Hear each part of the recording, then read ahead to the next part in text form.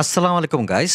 মাত্র 2500 টাকা হলে কক্সবাজার ও মির্জা ভ্যালি একসাথে ঘুরে দেখা সম্ভব? জি সম্ভব। আপনি একাই ঘুরে দেখতে পারবেন। কিভাবে পারবেন? চলুন তাহলে কমলাপুর রেল স্টেশন থেকে শুরু করা যাক। রাত 11:30 মেল ট্রেনে করে চলে যাবেন চট্টগ্রাম। ভাড়া পড়বে 130 টাকা। চট্টগ্রাম রেল স্টেশনের বাহির থেকেই লেগুনা করে চলে যাবেন নতুন ব্রিজ। ভাড়া পড়বে 20 টাকা। নতুন ব্রিজ থেকে বাসে করে চলে যাবেন চকরিয়া। ভাড়া পড়বে 150 টাকা। চকরিয়া থেকে লোকাল চান্দের গাড়িতে করে চলে যাবেন মিরিঞ্জা বাজার। ভাড়া পড়বে 80 টাকা।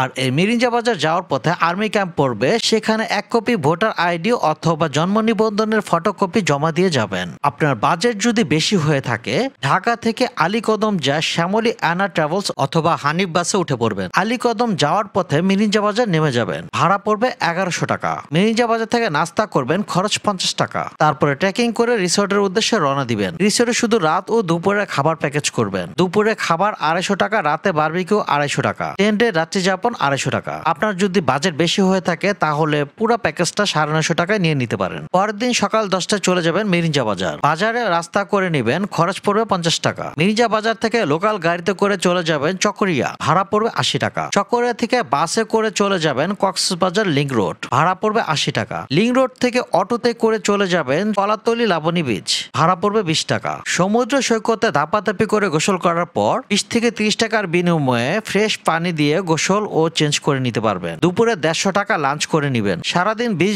করে সন্ধ্যা 7টা লোকাল অটোতে করে নান্দনিক ট্রেন স্টেশনে চলে যাবেন। ভাড়া পড়বে 30 টাকা। রাতের খাবার মোরগ পোলা পার্সেল নিয়ে নিবেন, 140 টাকা, সাথে পানি 20 টাকা। রাত 8টা ট্রেন পর্যটক এক্সপ্রেসে করে চলে আসবেন ঢাকা। ভাড়া পড়বে 695 টাকা। ওই যে বললাম, আপনার যদি বাজেট বেশি হয়ে থাকে বাসে করে চলে যাবেন ঢাকা। ভাড়া পড়বে 1100 টাকা। এটাই ছিল আমার আজকের ভিডিও।